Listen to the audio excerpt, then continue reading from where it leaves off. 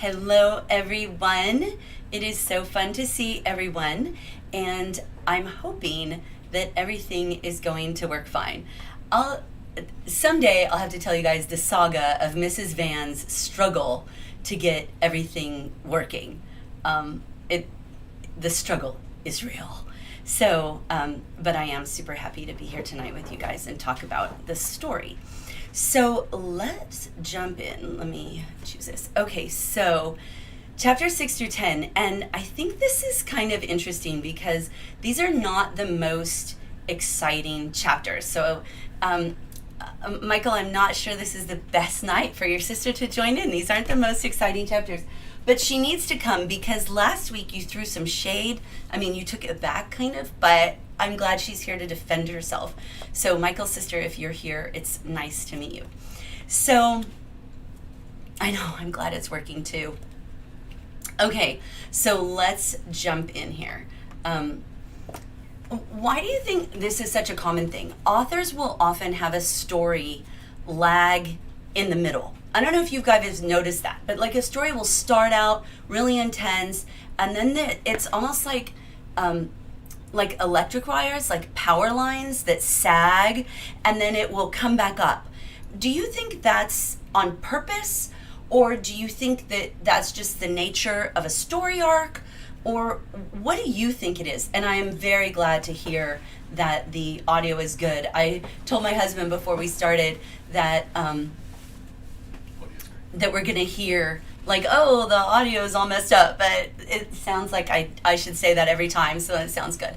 So why do you think it does? And Jason, that is so funny that you forgot which chapters to read, so you just read the whole book. I think Mark C. has already read the whole book. I haven't seen him yet tonight. Mark in here yet? So I'm curious what you think about why books kind of tend to lag in the middle, and did you think this one did? I think chapters 6 through 10, even though there's a lot to talk about tonight, are some of the slower chapters of the book. So, okay, Strudel Kitty, that's an interesting idea. They don't have to work that hard to get their audience to stay because they're already invested, so that's kind of nice. And Michael, I think that your point is good, right? That if you have a story that's super intense through the whole thing, you can wear your reader out. You can mentally and emotionally exhaust your reader. So, ooh, and nice, the idea that it then can contrast with the climax, so that's nice. Mark, I was just asking where you were, so I'm glad to see you.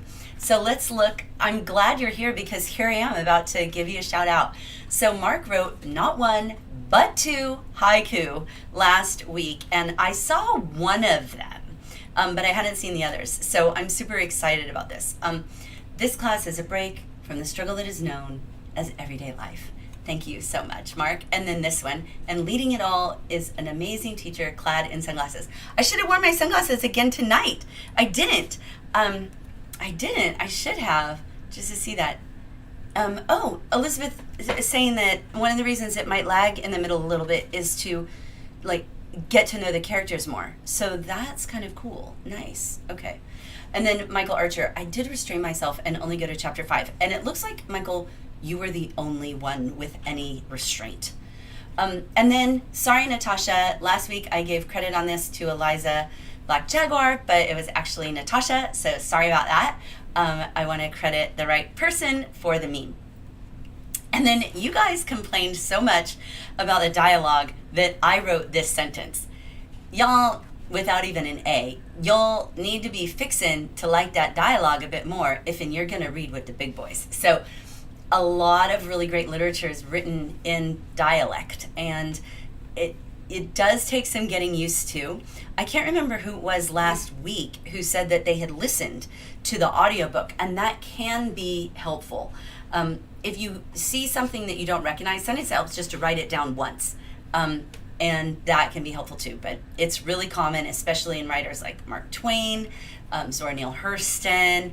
A lot of authors have this. So I loved this hashtag, and I am very much hoping that Cookie is here tonight, because otherwise we are going to fall down on the hashtags. So somebody needs to keep track of them because she wasn't here last week and we were missing her. So we need this hashtag, chicken into toilet. All right. And then I loved this. I felt so vindicated, Michael. Thank you for this. What kind of weird mental complex would you have to just flush chickens and envelopes down a toilet? Thank you. That is what I said for years. And then this was the poem Mending Wall came up in the chapter on fences. And I think it was Mark who alluded to it. And so I just went and grabbed a little excerpt of it. This is just one little section of Mending Wall that is the part that reminded me of the section on fences in this novel, which was before I built a wall, I'd ask to know what I was walling in or walling out, and to whom I was like to give offense. Something there is that doesn't love a wall that wants it down. So nice. And then Cloudfall, if you share a fence, then you have a commonality. So it does sort of bring people together. Like if you have to fix the fence or you both look at it every day.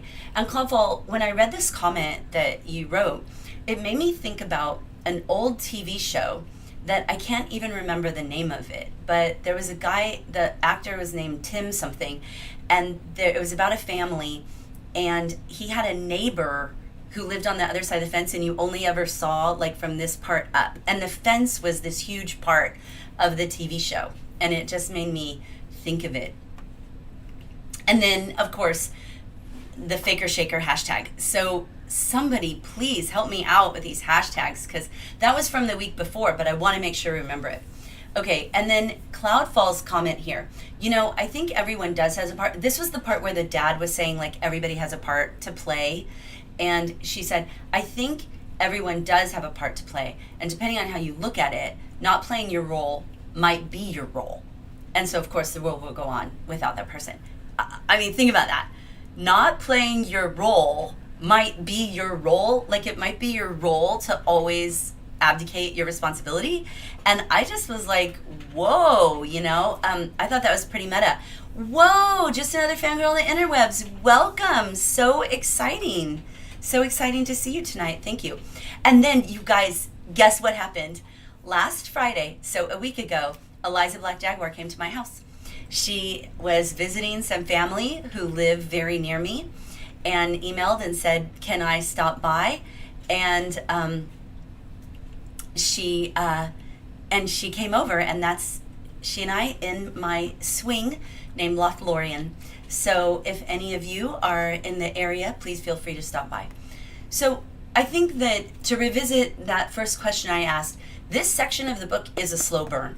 And if you're going to be a good reader, you're going to have to learn to appreciate that. Not just in this novel, but all novels. That well-written novels kind of do this peak and valley kind of thing, and you guys got to do that. Yes, we met. It was super cool, and anybody else is welcome to come and swing in my swing as well. All right, so scale of 1 to 5. Now, what I want to see with these numbers is I want to see it, Home Improvement. That's it, Clubfall. That was the name of the show, Home Improvement. Thank you. All right, what I want to see with these numbers 1 to 5 is appreciating it for what it is. I don't want you to compare it to like The Bet or Most Dangerous Game, but what is it for what it is? These chapters, based for what they are, how are you going to rate them? Starts looking for plane ticket prices. Yeah, that was funny. So a 1, oh my word. Well, there's nowhere to go but up from there. Hopefully I can persuade you. I need to ask again at the end and see if I've done my job as a teacher. Minus 37, Jay Sand. So, okay, are you ready to dive in? Okay, so Brianna asked, is this a class? What this is a discussion, but it is a class. We're a class, but there's not like grades or anything. We're a group of people who like to read things and talk about them and discuss them in good ways. So thank you for joining in. So Strudel Kitty's like, ugh, fine, 3, I guess. All right, so here are what I think are the key events in these chapters. And if you weren't here for the first part, we are reading this book, A Day No Pigs Would Die, and we are discussing chapters 6 through 10 tonight. And next class we'll be talking about chapters 11 through 15, which is the end of the book. And then we'll talk about what we're doing after that. So I think the key events in this are that Aunt Carrie teaches him grammar, which I think is like one of the funniest parts. And then Pinky and the hawk and the rabbit, and then the Hillman baby, which is pretty intense. And then he goes to the fair and gets a ribbon. All right, so what do you think that I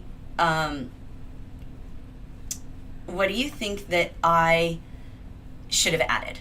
So do you think I should have added the part about Mrs. Bascom and that gossip session? Because we are going to talk about it. There it is. The Mrs. Bascom by herself, just the idea of her, that gossip about Widow Bascom, or that he spent a dime on soap. So, curious, what do you think I should add? Or is there something else that I missed? And maybe Mrs. Bascom and the gossip about her is maybe I didn't differentiate that enough. By Mrs. Bascom, the first one, I mean when she like hit him on the leg and that thing with that. Yeah, there is intensity with that. Okay. All right, so looking to see. Oh, and Cygnus, if you're new tonight, this is our class mascot, Cygnus the dragon. And Cygnus is our mascot because we all loved the book His Majesty's Dragon, which was our second novel study. And so then we got this guy as our mascot. And this is what he says. Tonight, we're going to look for kindness or cows to eat. No, kindness. We're looking for kindness tonight. Now, Michael, I know that you like looking for justice, but tonight we're looking for kindness. Okay, kindness. Looking for kindness tonight. Let's see here. Okay, so chapter 6, let's jump in. There she was, Aunt Mattie. I guess she was a distant cousin twice moved. And what this is a reference to the way that cousins are calculated. You've probably heard this before, like first cousin twice removed, second cousin once removed, whatever. And I'm going to show you a chart. Now, I know you can't really see this. I'm going to put a link to this chart in the description box of this video because this is the best chart there is. So the way that you calculate cousinship is that you take you and your cousin, this person that you want to see how you're related exactly, and you count back until you get to a shared ancestor. And whoever gets to the shared ancestor first, that's where you stop. So let's say our shared ancestor is one person's grandmother and my great-grandmother.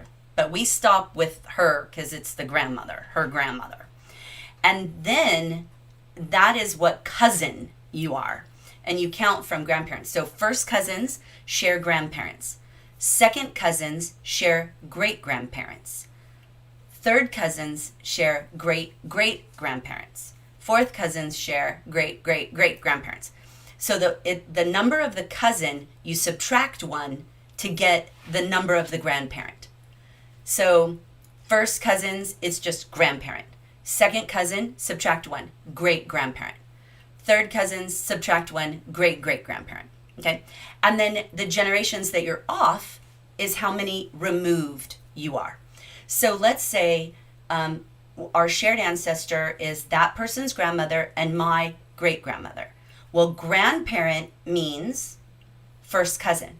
But because they're a generation off from me, because it's my great-grandparent and their grandparent, we would then be first cousins once removed. I know that's kind of tricky, but really this chart will help you because you just put your finger where you are and your finger where they are, and then where they meet, that's what you are. So I wanted to clarify that. That's it. All right. And Brianna, yes, you are 100% welcome. I don't know if I'm saying it correctly. Are you Brianna or Brianna? But you are 100% welcome. Just join in. If you want to watch the previous classes, they're available on the channel. Okay. And he says, like a fool, I pulled out my report card. And so you all know what I did. I pulled out my report card. That is an actual picture of my real life report card from when I was in first grade. It is. If you look closely, you'll see that the teacher actually put a thing here, check for needs improvement, and you'll notice I needed quite a bit of improvement. I needed improvement in cheerfulness. So that was that, yeah. So I think it's an interesting dynamic, right? So he gets all these good grades, but their attention is drawn to the D. Why do you think it is so much easier? Have you ever had that experience? You bring home a report card and your parent looks at it and it's like the lowest grade is printed in a different color ink somehow. And it's like that's what they focus on. Yes, a real life Mrs. Van report card from Pilgrim Lutheran School in Santa Monica, California. So many A's. I know it. What's funny is I got a B in handwriting, and I still feel the injustice of that because I had caught my hand in a machine and I had 70 stitches in my finger and I was in a big thing and they gave me a B in handwriting, and the injustice still, the injustice, it's just unfair. But have you guys ever noticed that? Imagine getting report cards, Jason. You guys won't have anything to put on your YouTube stream. Cheerfulness. Thank you, Dracon, for understanding how silly that is.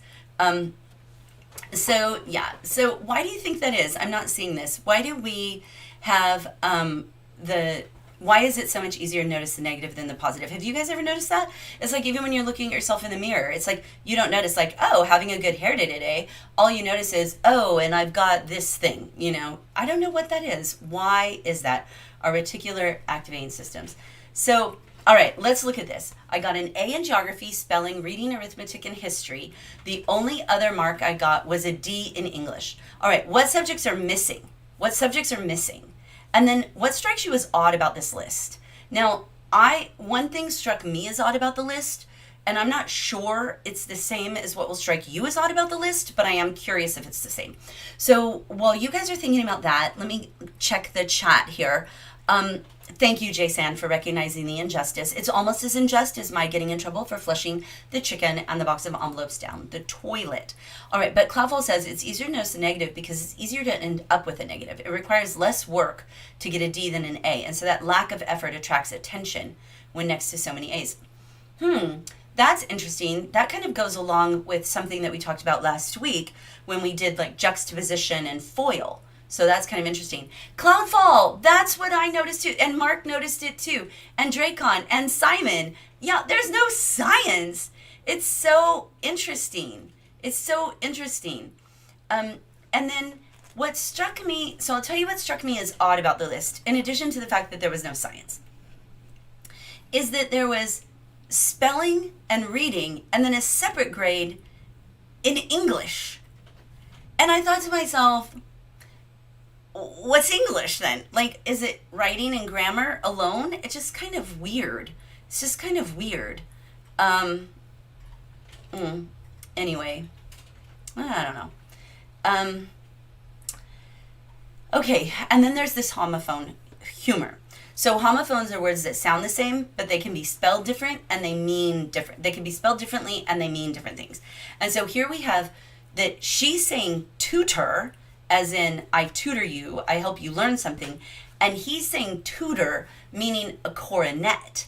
And a cornet is this instrument. It looks like a trumpet, but it's fatter, like it in the body of it. A trumpet is there. So, you know what, Strudel Kitty? Maybe that's true in some places. It's not true here, that they only do science every other year. Here, even in early elementary grades, they might switch like 3 weeks, but they would still, anyway, kind of weird. But maybe that's it. And she says, you'd get better than a D in English if you were a fearing Baptist. I just thought that was so crazy. Like, what does religion have to do with how well you do in school? I don't know. Science is resource intensive. Yeah, that's a possibility, Michael. Maybe they didn't do it because they didn't have like labs or whatever. Be graded in English is like being graded to go to Mrs. Vanstar's class. Yeah, it's kind of weird. I always feel weird giving kids grades, right? A good teacher does not lose her temper no matter how stupid her pupils are. And I thought that was like the most ironic comment. It's like such a passive-aggressive, backhanded thing to say. It's like, yeah, I mean, this was really funny. I thought when I first read this book and he said tutor, I thought he was going to start making fart jokes. That's what I thought was going to happen. Okay, and then she talks about sentence diagramming. So he describes it as this. She put a zigzag there and a crazy elbow joint there. There was ovals and squiggles all over the paper, and the worse it got, the prouder Aunt Maddie was of it. And this is what he's talking about. I don't know if you guys have even seen this kind of diagramming. It's called Reed Kellogg. And Reed Kellogg were the people who basically invented it. And it was where you would take a perfectly good sentence and you would mess it all up so that to show what the pieces of it were, like the parts of speech and what action the word or phrase was taking in the sentence. But then you could do this to it and you would never be able to get the sentence back together again. It was very confusing.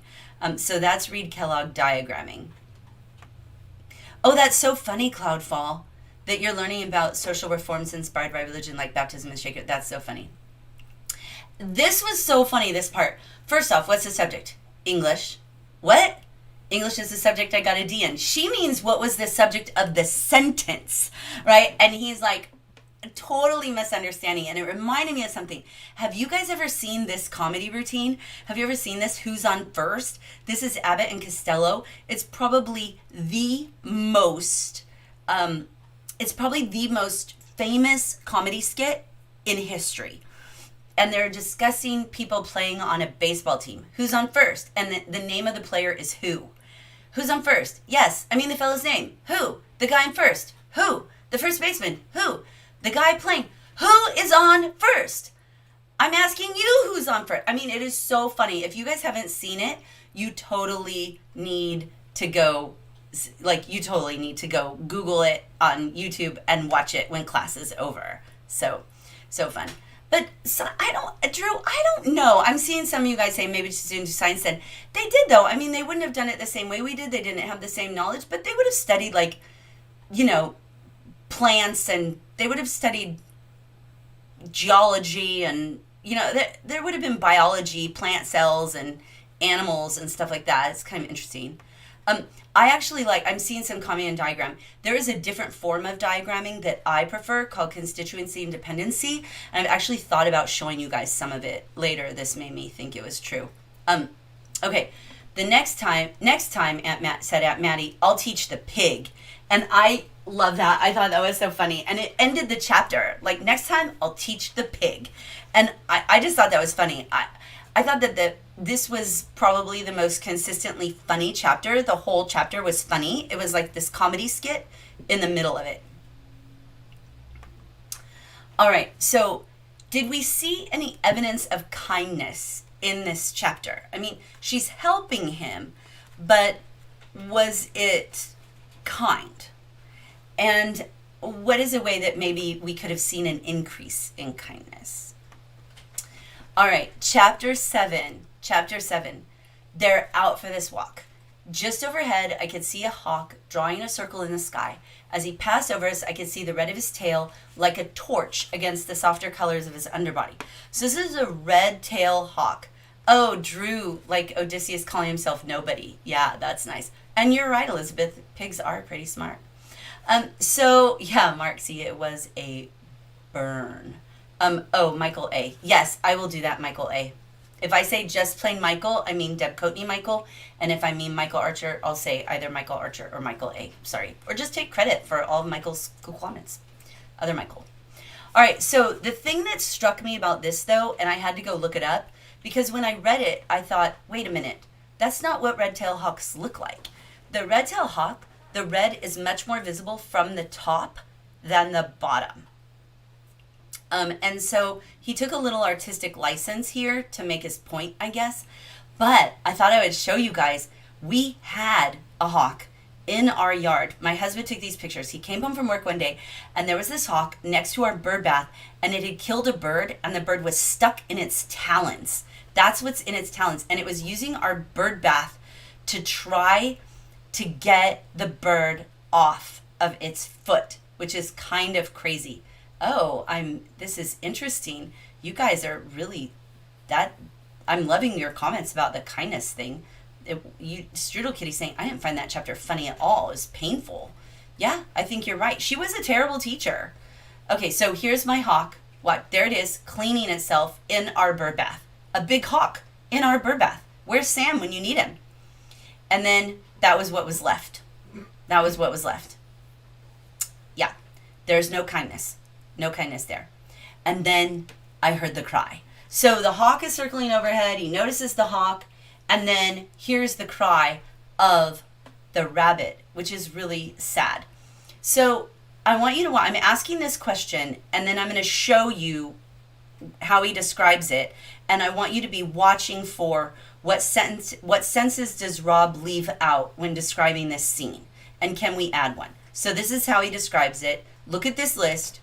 Think of a sense that he leaves out, and show me in the chat what we could have added. So this is describing the hawk killing this rabbit. Cloudfall. That is such an insightful comment. It might have been kind of on a similar level that Charlie from Flowers for Algernon had experiences with people he considered kind. Neither actually had these kind people, but thought they did. So I think your point you're making is there's a similarity between Rob not realizing necessarily that she's saying he's more stupid than a pig. Wow, that's really interesting. She wasn't being kind. She was trying to inflate her sense of self-supportness. Yeah, Michael, I think you're right. Okay, there you go, Drew. That's funny. I know, Aiden, the feathers. The feathers are the feathers of the bird that he killed. Yep. All right, so what senses could we add? We've got thrashing on the ground. I heard the cry, stopped kicking, the way it hung all loose in the talons of that old red tail. It was sure going to be a hot meal. Okay, so smell. Okay, so what smell would we smell? Maybe like the sharp smell of blood. Could have added that. That's a good one. Looking to see what else you do. I'll move on. I want to know what your just impression of the description that he gives. So he's describing this and how they hid in the bushes and watched. Did you find that description of the death of the rabbit cold? Do you think... Oh, Cloudfall, important point. He never commented on his opinion. Did he understand that she was making fun of him or not? Interesting. It's there. Okay, hot. Yeah, we could have done touch. We could have done even the temperature outside, like the sun beating down.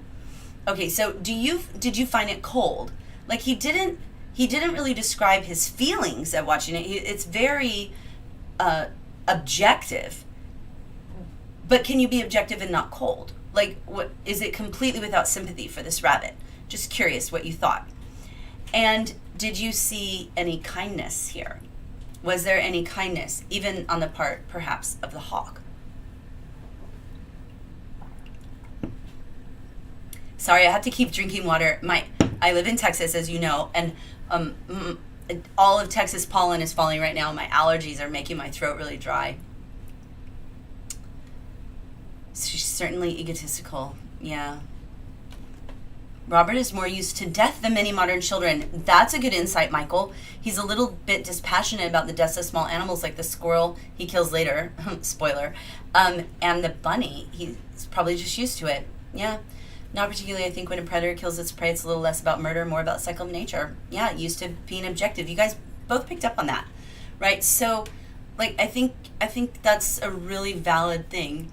Then he says, he often is giving us, the author is often giving us these tiny little micro lectures on animals and farming. Have you noticed that? You know what? Hold on, y'all. I need to grab some stuff.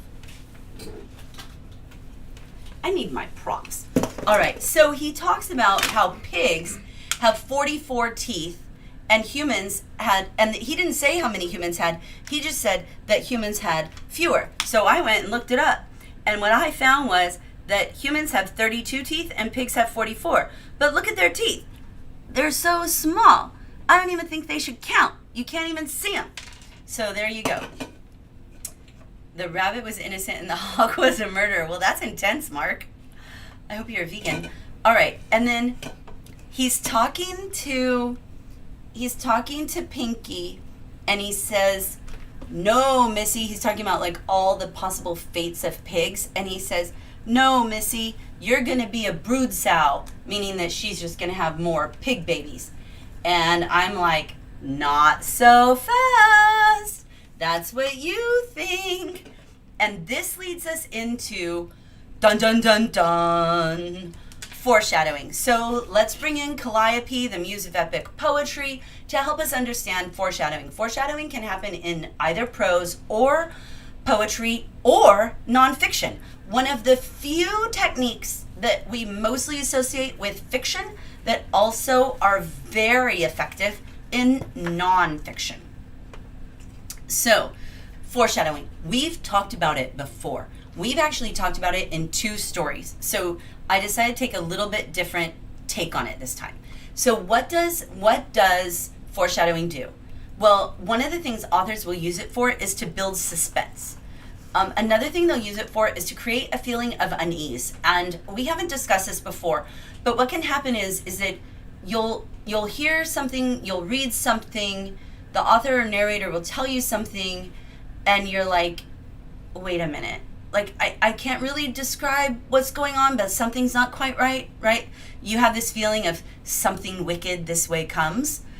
You can also use foreshadowing to ignite curiosity, like what is going to happen. And then one of the other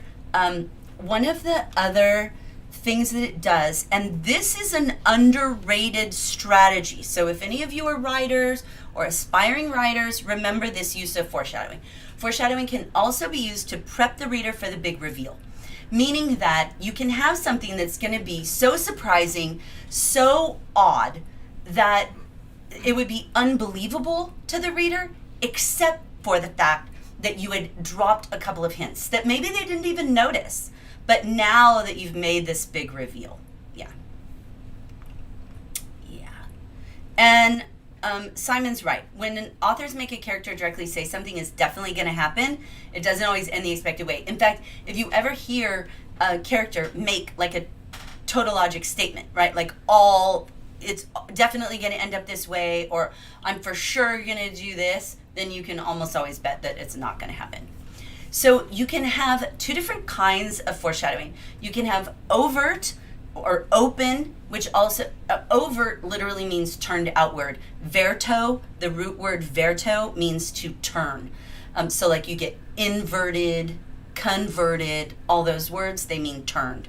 So you get overt or turned outward, open, direct foreshadowing. And you can also get covert, which is secret, covered, right? Covert. Actually, cover is not the root word of covert. Verto is the root word of covert. I should be an English teacher. So these are indirect. So we have overt ones. Let's do an overt one. In Macbeth, the witches are like, dude, you're going to kill the king. Ta-da! That is overt foreshadowing. It's like, we're telling you right now, this is going to happen. But then you also get this covert foreshadowing. If there's an example of it in Star Wars, when Luke Skywalker sees the mask lift off of Vader, and it's his face. So, and Cloudfall says underused, using it to prep the reader is the most common. I want to come back to that quote. But so that is indirect. They're not saying, Luke, I am your father, right? They're not saying that. It's like this hint, right? Okay, Cloudfall, the specific use I'm talking about is not the like hint that something is coming that everybody can pick up on. It's one where the reader doesn't even know that is foreshadowing, has no clue that it's foreshadowing, and then there's something that happens in the end that is completely unbelievable, just like doesn't even jive with anything else that's happened until you start thinking about it and you realize that there were these subtle hints all the way along. I should be an English teacher. Yes, Elizabeth, like when characters in horror stories are like, we're safe now, so glad the bad guy's dead, right? Yeah, exactly. There we go. Yeah, I'm not saying foreshadowing itself is underused. I'm saying that specific type where the reader is hinted at the big reveal, but the reader doesn't even know they're getting hinted. It's almost a manipulation. All right. And that kind of foreshadowing makes the reader do this, right? Like, oh, now I get it, right? Oh, now I get it. And it's like, oh, okay. So, Ethan said this. I just pulled this one out of the last class. Ethan said, I haven't read the whole thing, but just from the title, I think the pig is going to die. And then this is me saying, the title is literally A Day No Pigs Would Die. And Ethan's like, from the title, A Day No Pigs Would Die, I think the pig is dying, right? And that is, that just cracked me up. Okay, so he says, the pink became purple and the purple turned to what Mama called a shaker gray. I reckon the heavens at sundown has got to be my favorite sight. I think it's interesting that the mom calls it shaker gray since they are shakers.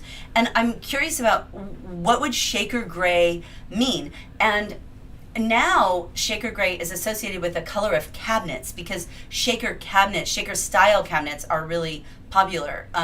In fact, we have shaker style cabinets in our kitchen. And so I think maybe that's what it's referring to is shaker, the gray of the color. But I was happy I found this picture of sunset because it kind of matched the description that he was describing. So I'm curious, why do you think the mom calls it shaker gray? And Michael Archer, I see your recommendation for the House of Scorpion. You know what? Actually, I have our next novel study. I know what it is. So, and then what's your favorite site? He says that sunset is his favorite site. What does he say exactly? He says, the heavens at sundown, so the sky at sundown has got to be my favorite site. What is your favorite site? Can't wait to hear it. Yeah, Faker Shaker, Michael Archer. All right, chapter 8. So we open here in this confusing scene. Chapter 8 opens in this super confusing scene where Michael Archer, where Rob wakes up, but he's like half awake and half asleep.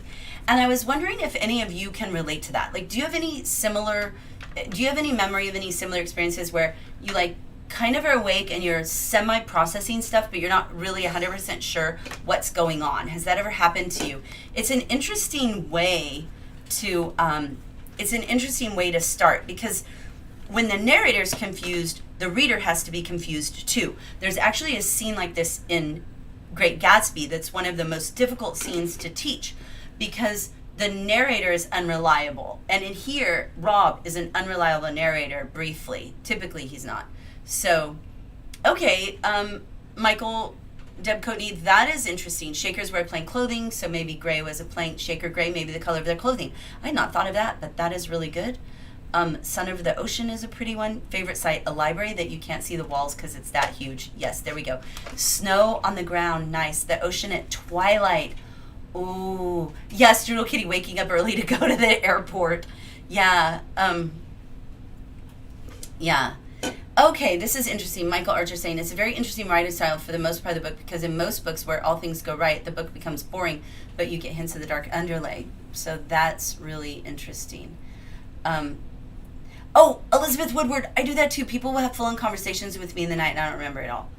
Okay, so here's one thing about chapter 8 I still don't understand. Why does Haven take his son with him to the cemetery to stop Sebring Hillman from digging up a grave? Doesn't it seem like a weird place to take a kid? Like, what if that had gone horribly wrong? Like, why? What motivation could he have for taking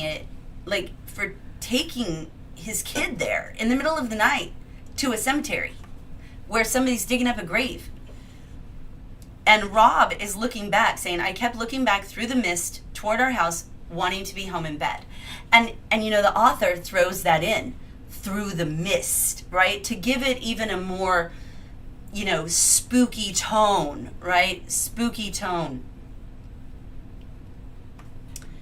All right, so, let's see this sentence. I kept looking back through the mist toward our house, wanting to be home in bed. I want to focus on this sentence construction for a second. We haven't done any sentence construction for a little while.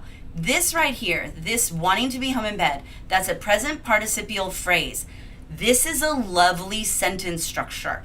It's not complicated to do, so I want to work with it a little bit because I'd like you to see you guys incorporate a little bit more of it into your writing. It will strengthen your voice. So you may have gotten annoyed before when your teacher says, like, use more voice, and you're like, I don't even know what that means. And this is part of what it means. So using this present participle structure. So you've got the independent clause, I kept looking back toward the through the mist toward our house. You can end the sentence right there. That is a full sentence. That is an independent clause. It can stand alone. But then he adds this present participial phrase. So let's look at present participial phrases again. We have learned these before. but this is the one that we're focusing on here. I'm going to offer this. So remember, the present participle is this verb in this ing ending, right? A past participle would have the past tense, so it would be ed usually, but sometimes en. All right, I want you to finish. I'm going to show you an example of one that I wrote, and then I'm going to have you write one. All right, so I'm going to give you like a blank to fill in. I kept reading late into the night, wanting to finish more than I wanted sleep. Now, I could stop. I kept reading late into the night, period. I could start a new sentence. I wanted to finish the book more than I wanted to sleep. Okay, I can separate that out. But this is a really nice way to do some sentence combining. Leaves out that subject repetition, tightens it up a little bit. So nice. All right, I offer this. The children at the Easter egg hunt dashed around the lawn. Oh, look at that. English teacher fail. I need the hashtag. Somebody put it in the chat. This should not be lawning. It should just be lawn. Buzzing like bees. We did have a big Easter egg hunt at our house last Saturday, and there were 20 kids buzzing around like bees. So the children at the Easter egg hunt dashed around the lawn, comma, buzzing like bees. Notice that. All right, so your turn. Okay, the Vanstars. The Vanstars read ahead of the assigned chapters, hoping... All right, fill it in for me, guys. Fill it in. What were you hoping? The Vanstars read ahead of the assigned chapters, hoping, give me, so I've given you the present participle. I want you to fill in the rest of the phrase. The Vanstars read ahead of the assigned chapters, hoping, all right? And then I'll give you another one. The Vanstars offer, I lay awake blank. So I want you to use these sentence starters. The Vanstars read ahead of the assigned chapters, hoping. So just type hoping so I can tell what it is. And then I lay awake, comma, and then now you give me a present participle. What were you doing while you were lying awake? Like, I lay awake, plotting my next, like, global takeover. Let's see. The Vanstars read ahead of the assigned chapters, hoping that their expectations would be affirmed, hoping for catharsis, nice, hoping to gain more wisdom than their peers. Okay, let's turn it into a competition. That's good. Jay Sand came up with an original. That's nice. Hoping, Michael Archer, that Pinky would not die and the end of the book would be conclusive and not depressing. Michael Archer, what do you think? Yeah, no. All right. The Vanstars read ahead, hoping that the ending would be brighter than it seemed. Yeah, don't count on it. Wondering what the next day would bring, hoping the author would not lie and no pigs truly would die. Thinking sullenly of the day's business. Ooh, so Michael raises the stakes by throwing in a beautiful adverb there of sullenly. Peering at the ceiling and contemplating the meaning of the universe. Nice. Thinking of a world without sorrows to drown myself in. Well, that's uplifting, Strudel Kitty. That's nice. Hoping that pig won't die. Aiden, you guys are hysterical. All right. Well, that was a nice job. That was actually really quite a nice job. Good job, you guys. I really do hope I try it. Try it. Use that. Remember that construct. That's probably, I've shown you 16 different constructs over our time together. This is good. That's a good one. All right, I can't undo. Okay, so this is Hillman, right? This is Severing Hillman. And what we found out is that he has cheated on his wife and he has had a baby with this other woman who then killed herself and the baby, drowned herself and hung the baby. Now, this is partly why this book consistently is on the list of 100 most frequently banned books.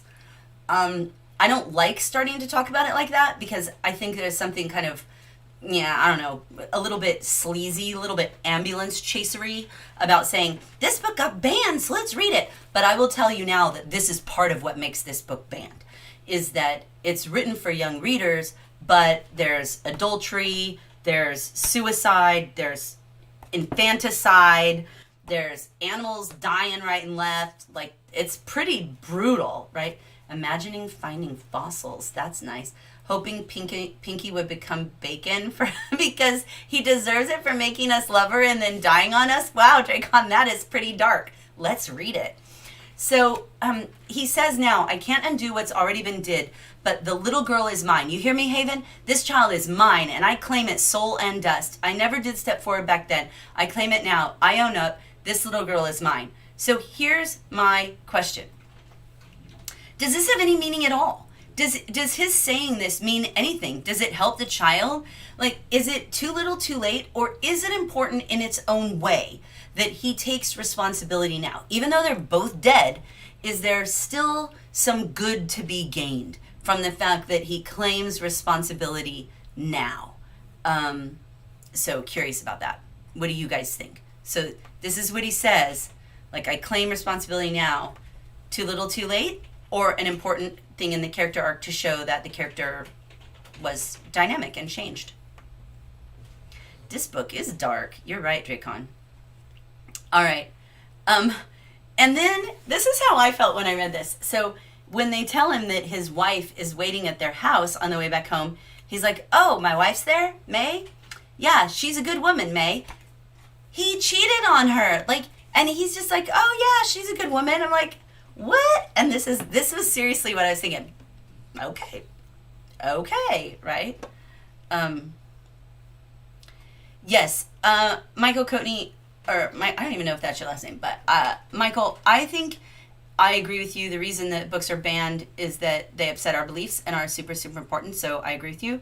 And Elizabeth Woodward, it might be important for himself. Yeah, so something can be important to him and not important to other people, right? And I think that's one of the most important things to get out of this book is that idea that just because you might think somebody's like gives an apology and it has no meaning, it might have meaning to them. So that's nice. Drew, I like your plan to plagiarize all but the last chapter, and you'll change that so Pinky doesn't die, and then you can make millions. I love it. Yeah, love it. Okay. And he said, I never felt so good in a long time. Can you guys relate to that? Like when you've done something wrong and you take responsibility for it and then you say it felt good. Can you relate to that feeling of doing the right thing even if it's too late to really make a difference? I don't know if any of you have had that. Yeah. Yeah, she's a good woman, but not worth not cheating on. I know. It's terrible, Michael. So, yeah. Simon, you're so funny. Okay, so they went outside, untied their team, and headed up road to home. Behind them rode a baby's coffin. And that is how the chapter ends. Like, I think that is, like, I underlined it. Oops, wait. I underlined it because it was like, I don't even know how to angle that at the camera. Here is another English teacher fail for you. But I underlined it. You're just going to have to trust me because I can't get it in front of the camera. There it is. Behind them rode a baby's coffin. That is an interesting way to end a chapter. And it's very, very different from ending the chapter, next time I want to teach the pig. Right? So he's really playing with reader emotion in these chapters here. Really crazy. All right, so where did we see kindness here? Where did we see kindness? How was Haven in particular kind? There is a great kindness done here. And what is it? Well, okay, I found at least one great kindness. I'm wondering what you found. It's not like there's one right answer that I'm looking for. But what did you notice? What kindness did you find? You know, you're right. Like a lot of banned books get banned because they're considered like too dark or too depressing. But I think people underestimate how dark children already see the world. So Cloudfall, yeah. Sometimes when we try to fix things, it can sometimes make you worse because you get reminded of it. That is deep. Yeah. It feels good not to have something on your chest. I do something wrong, I'm stressed out about it. Yeah, I think that same thing, Mark. It does feel good to like make amends if you can. Yeah. All right, so chapter 9. Let's open this scene with gossip. So in some ways, this chapter opens in a similar way to the last one. So the last one opens where he's kind of coming out of a sleep. In this one, it opens that he's like outside the window playing with Pinky, not really listening, and all of a sudden he starts to catch the conversation. I don't know if you guys have had that experience where all of a sudden you realize people are saying something that you want, right? That you want to know. And what he hears is this very long conversation between his mother and Miss Carrie, who is Aunt Carrie, who is his actual aunt as opposed to Aunt Maddie, his actual aunt. So these are two sisters, and they have very different views of Widow Bascom. This is another reason the book got banned, is because of the description of this relationship that Widow Bascom has. So in this scene, Rob's mother is clearly the one sharing kindness. She defends the Widow Bascom and the hired hand, the one trying to behave well. And I want to know, do you think that's totally believable? Is it usually where one person is the good person and one person is the bad person? Can you see? I know you guys are, can you see it? I don't know what it is about the camera. I can't get where I want to. I don't know. You guys are making fun of me. That's okay. I can take it. Oh, Drew, I love your idea. And the baby comes back in the end for revenge. Yes, I love that. I love that. All right. And then he remembers, so they're bashing Widow Bascom, and he remembers I touched the place on my leg where Widow Bascom's broom handle landed, and he still has a scar. And here's my question for you. What would happen today if a neighbor beat a kid with a broom hard enough to leave a scar? He says, oh, my dad would be really glad about it because he doesn't really like trespassing. Like, I walked in her yard, so I deserve to be beat with a broomstick. Like, that is so crazy. So crazy. Yeah, Michael, I'm with you. I think that nobody is all good or all bad. And Michael Archer, yeah, dump pig's blood in the milk storage tanks. You guys are getting very, very, very dark. A little bit out of control there. But what do you think would happen today if somebody did this? It's like, yes, right, they'd be arrested, Strudel Kitty. I think you're right. Mrs. Bascom mentions Rutland Fair. The very notion of Rutland Fair made my heart jump. And there's a kindness here. Mrs. Bascom does him a kindness. She mentions it to somebody. She mentions it to Mr. Tanner that Rob should go to the fair. And I think that's so cool. Oh, Cloudfall, I think that does happen.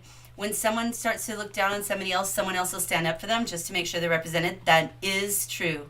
That is true. Yeah, they were much more chill about that kind of violence toward children back then. It's crazy. I know. All right, so then he's talking about Pinky, and he says she was getting bigger than August. You guys, I went down a rabbit hole about this. I looked for probably an hour trying to find a reference to any kind of figure of speech that referenced August. And like, why is this bigger than August? Like, yes, August has 31 days, but there are other months that have 31 days. So what did that mean? So what I did find out, well, what I did think of, and I didn't really find anything out, but I did think of that August has two meanings. So there is August the month, and then there is August in the sense of like respectable and worthy of honor. So you get things like the August doctor or the August professor. You get it as an adjective. You also have Caesar Augustus, which is where that connotation came from. But here it says she was getting bigger than August, and I asked the question, what meaning of August do you think is being used here? But you know what? I answered my own question because this is the noun form and not the adjective. So why August? I don't know. And you know what? He says it again later. All right, chapter 10. We learned in school that the city of London, England is the largest city in the whole wide world. Not true. Not even then. It wasn't true. But it couldn't have been much bigger than Rutland. And that the narrator is just saying this to give you a sense of how small his world was, because Rutland is still the third largest city in Vermont with all of 16,000 inhabitants. Yes, the third largest city in Vermont has 16,000 inhabitants. So London, England versus Rutland, Vermont. Yeah. No. Rob saying the broomstick was 10 feet long and made of iron. Yeah, that was funny. Yes, I think the book is funny. I hope you guys are getting that. I'm glad Michael is seeing that. And then Michael Archer picked up on Rob's hopes and made a note of it.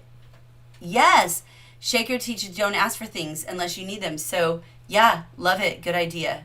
So that is nice. All right. what do you think is going on here? Why do you think the teacher says that London is the biggest city in the world when it clearly wasn't? Like, why do you think he throws this in here? Do you think that Rob misunderstood what she was saying, or do you think the teacher is just wrong? Like, this is kind of weird. Papa, I said, tell me about Rutland, and he says, I've never been. And I seriously went, wait, what? Wait, what? This town isn't even that far.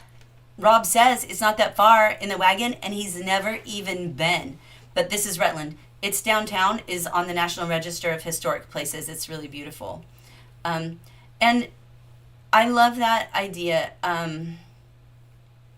August, okay, animals can grow larger from summer harvest, and also plants. So, okay. Okay, I love that insight, Michael. That is one of the few books that actually made you laugh out loud and tear up. I love that. Yeah, a 10-foot broom made of iron. I know, that hyperbole, right? Hyperbole. Never miss a chance, Papa had once said, to keep your mouth shut. I thought that was the best advice in the whole book. The first place we headed, well, and here we get more wordplay. Remember when we had tutor?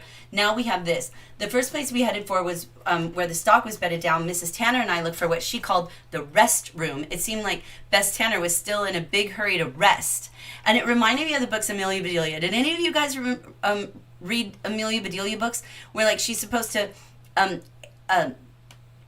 she's like hanging the light bulbs out to dry and drawing the curtains with a picture instead of like pulling them closed, and dust the furniture with talcum powder instead of like dusting off the dust.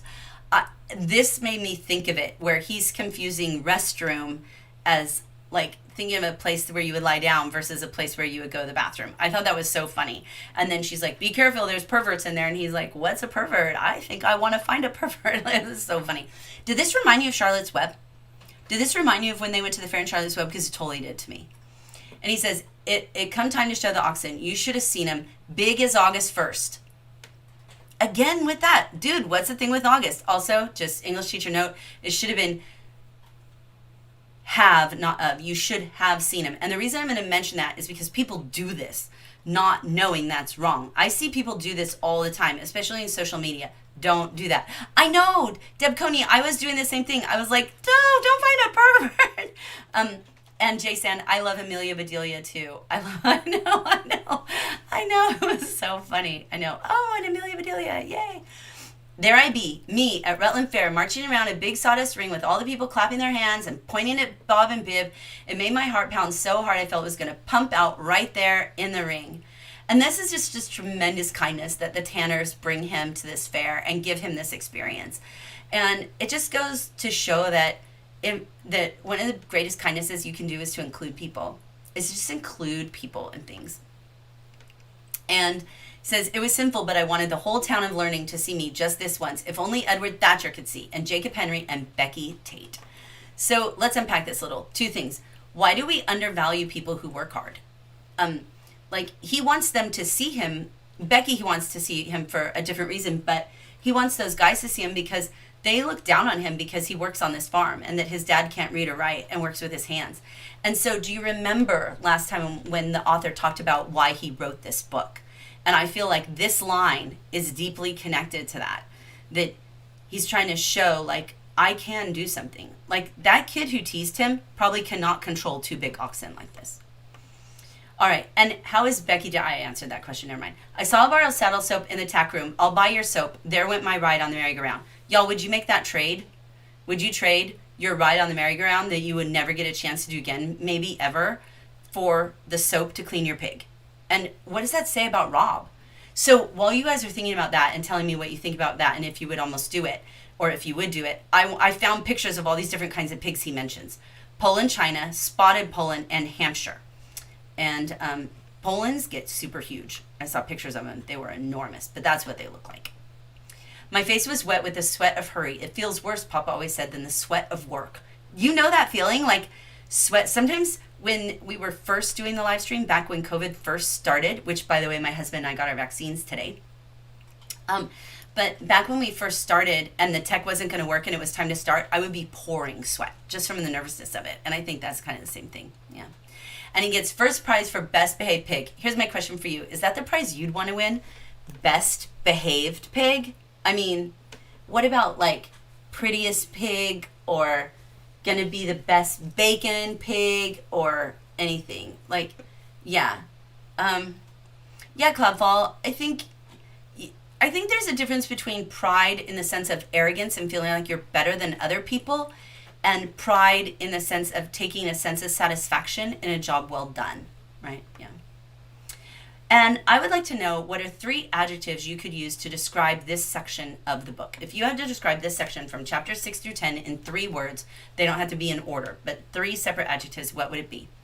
All right, if you have not gotten your bookmarks yet, grab them here, and then next class, April 23rd, which is timed on purpose because that is Shakespeare's birthday, we will read to the end of the book. I mean, I think one of the things interesting about the soap, I'm seeing the comments come in about the soap, is that the guy probably would have given him the soap. Like if he said, "Can I use this soap and I'll bring it back," right? But he was like in such a hurry, right? I don't think I could survive if my pig won Best Future Bacon. So just a spoiler, a dark story coming up. So what we're going to be doing is April 23rd, we're going to finish this book, chapters 11 through 15. Then in May, we will have just one class. We will read a short story. And then in June, we will start a novel study. And I know what it is. I can tell you what it is, the novel study. But no, you know what? I'm gonna hold off. I'm gonna wait to tell you the novel study until after we do the short story. But we're gonna do a novel study for the month of June. We're gonna do a little bit differently. I'll tell you about that in May. So I will see you guys on April 23rd, and to read to the end, and we'll see if Mrs. Vanstar just ugly cries on the live stream. So thank you guys so much for being here tonight and for sticking with this story even in the long thing. Okay, so I will tell you next time what short story we're doing. And then when we do the short story, I'll tell you the novel. So, but I promise you the short story is dark, but funny. Dark and funny. So, let's see. While you're doing robotic competition. Yes, Michael Archer, you get so nervous. Yes. You can have my best bacon pig. That's so funny. Oh, thank you, Michael. Gonna cry with me. That's often. That's awesome. All right. Well, I will see you guys. I hope you have a truly wonderful weekend. And I will look forward to seeing you in 2 weeks, unless somebody wants to come visit me before then. So we will see you